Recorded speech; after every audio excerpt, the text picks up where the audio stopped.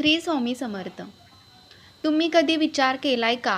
तुम्ही रोज मंदिरात जाता, देवासमोर नतमस्तक होता, उपास तापास करता, पण तरीही तुमच्या आयुष्यात सुखाचा सूर्य का उगवत नाहीये? का तुमच्या घरातील लक्ष्मी वारंवार निघून जाते? का तुमच्या पोटच्या पोरांना सतत आजारपण घेरतंय? आपण म्हणतो माझं नशीबच फुटकं आहे. पण मित्रांनो, तुमचं नशीब तुमच्या हातांच्या रेषांमध्ये नाही, तर कदाचित तुम्ही आज कोणाच्या घरी जेवलात, त्या अन्नाच्या घासात दडले. हो, तुम्ही बरोबर ऐकलत.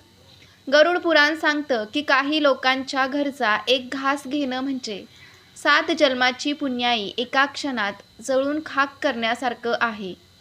हे मी नाही, तर साक्षात भगवान विष्णू गरुड देवाला सांगत आहेत. आजचा हा व्हिडिओ केवळ माहिती नाही, तर तुमच्या आत्म्याला लागलेली ही पापाची वाळवी रोखण्याचा शेवटचा उपाय आहे. जर तुम्हाला वाटत असेल की तुमचं जीवन बदलावं, तर हा व्हिडिओ शेवटपर्यंत पहा. कारण आज जे सत्य मी सांगणार आहे ते ऐकल्यावर कदाचित आज रात्री तुम्ही जेवणार नाही. नमस्कार मित्रांनो, कृपादृष्टी या आध्यात्मिक चॅनेलवर तुमचं मनापासून स्वागत आहे. मित्रांनो, आजच्या आधुनिक युगात आपण कोणाच्याही घरी जातो, लग्न कार्यात जातो, हॉटेलमध्ये जेवतो किंवा नातेवाईकांकडे आग्रहाने जेवतो. आपण म्हणतो, अरे जेवणच तर आहे, पोट भरलं की झालं, त्यात काय एवढं विशेष.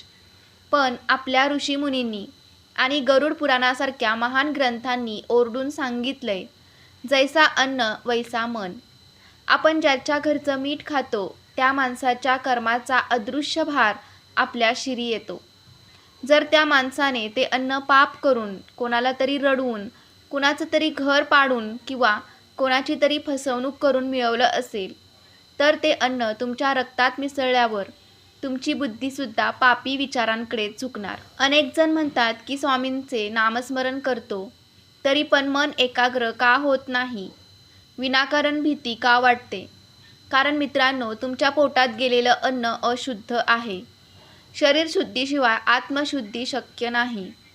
आज गरुड पुराणाच्या माध्यमातून आपण अशा 8 लोकांविषयी जाणून घेणार आहोत, ज्यांच्या घराची पायरी चढणं आणि त्यांच्या हातचं पाणी पिणंसुद्धा तुमच्या अधोगतीला निमंत्रण देणारं आहे. चला तर मग व्हिडिओला सुरुवात करूया. 1. व्याजाचा धंदा करणारे लोक. गरुड पुराणात भगवान विष्णू म्हणतात की जो मनुष्य अत्यंत क्रूरपणे इतरांच्या मजबुरीचा फायदा घेतो आणि व्याजावर पैसे देऊन लोकांचे घरदार उद्ध्वस्त करतो, अशा लोकांच्या घरी कधीही जेवू नका. चुकून अशा लोकांकडे जेवण झालं असेल तर सलग 21 दिवस श्री स्वामी समर्थ मंत्राचा 108 वेळा जप करा. शुद्धीकरणासाठी तुळशीचे पत्र टाकलेले पाणी प्या. आणि सर्वात महत्त्वाचं, कोणत्याही निराधार व्यक्तीला किंवा अनाथाश्रमात जाऊन हाताने सात्विक जेवण अर्पण करा. 2. ज्या लोकांचे चारित्र्य शुद्ध नाही. अशा व्यक्ती ज्यांचे परपुरुषाशी किंवा परस्त्रीशी अनैतिक संबंध आहेत, जे आपल्या पवित्र जोडीदाराशी प्रतारणा करतात, अशांच्या घरचं अन्न तुमची आध्यात्मिक ऊर्जा पूर्णपणे शोषून घेतं. गरुड पुराणानुसार अन्नामध्ये बनवणाऱ्याचे संस्कार आणि लहरी उतरतात. ज्यांच्या मनात सतत वासना, कपट आणि अशुद्ध विचार आहेत, त्यांनी बनवलेलं किंवा त्यांच्या कमाईतून आलेले अन्न तुमच्या मनातील भक्तीचा अंश संपवून टाकतं. तुमचं मन सतत विचलित होऊ लागतं. तुमची मुलंसुद्धा चुकीच्या मार्गाला लागण्याची दाट शक्यता असते. स्वतःचं चारित्र्य हिऱ्यासारखं स्वच्छ ठेवा. जर प्रवासात किंवा मजबुरीमुळे अशा ठिकाणी जावं लागलं, तर अन्नाला स्पर्श करण्यापूर्वी मनातल्या मनात ओम नमो भगवते वासुदेवाय हा मंत्र 11 वेळा म्हणावा, जेणेकरून अन्नातील नकारात्मकता कमी होईल. 3. अतिशय रागीट, क्रूर आणि हिंसक स्वभावाचे लोक. ज्या लोकांच्या घरात सतत कलह असतो, जे आपल्या शब्दांनी सतत इतरांचे मन दुखावतात, अशांच्या घरी जेवण म्हणजे स्वतःच्या मानसिक शांततेचा बळी देणे होय. आधुनिक विज्ञानसुद्धा आता सांगतं की पाण्याला आणि अन्नाला मेमरी असते. ज्या घरात सतत ओरडणं, भांडण, शिवीगाळ आणि द्वेष चालतो, तिथे अन्नाचे रेणू विषारी होतात. गरुड पुराण सांगतं की रागीट माणसांच्या हातचं अन्न खाल्ल्याने तुमचं रक्तसुद्धा दूषित होतं. यामुळे तुमच्यातही विनाकारण चिडचिड निर्माण होते आणि तुमच्या सुखी संसारात मिठाचा खडा पडतो. तुमच्या घरी जेवण बनवताना नेहमी आनंदी राहा आणि भजन किंवा नामस्मरण सुरू ठेवा. जेवणापूर्वी अन्नपूर्णा स्तोत्र म्हणा. यामुळे अन्नातील सर्व दोष निघून जातात आणि ते प्रसाद बनतं. 4. जो चोरीचा, भ्रष्टाचाराचा किंवा फसवणुकीचा मार्ग अवलंबतो.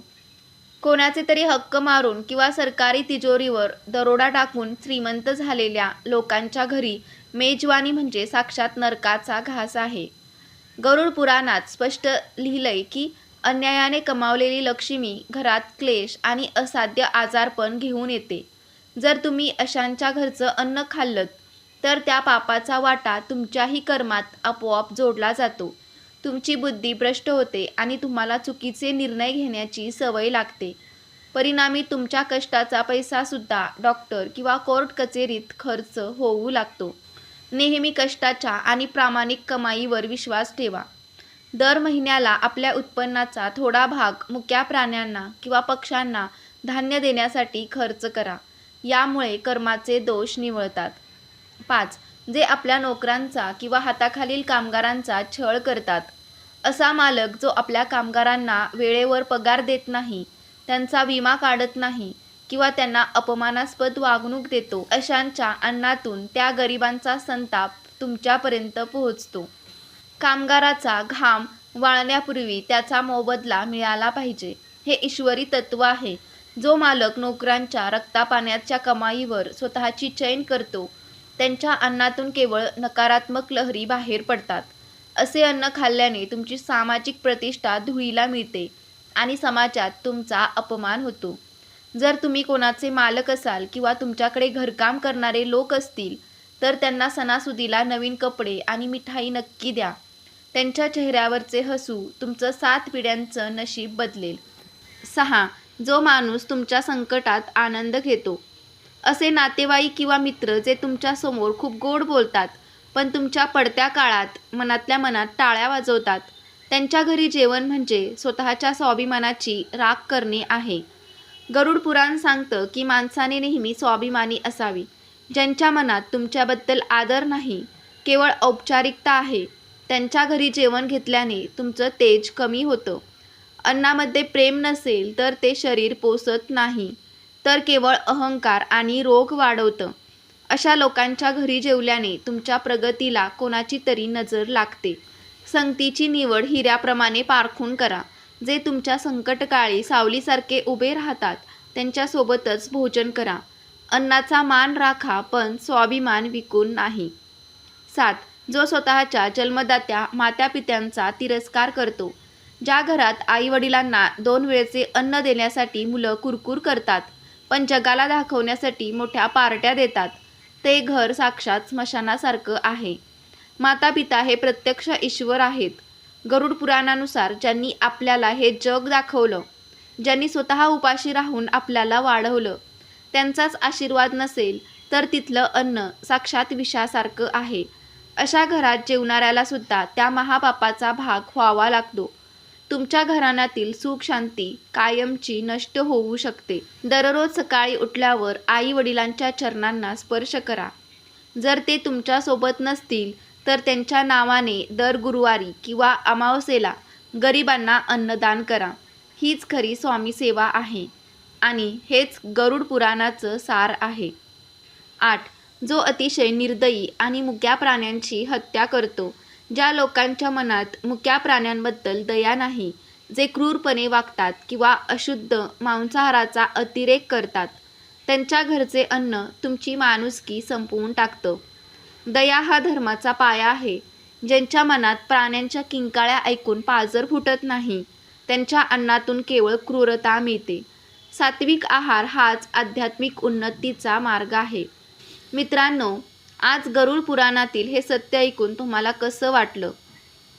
तुम्हाला कधी असा अनुभव आलाय का की कुणाकडे जेवल्यावर तुमचं मन विनाकारण अस्वस्थ झालं किंवा तुमच्या आयुष्यात अचानक कटकटी सुरू झाल्या?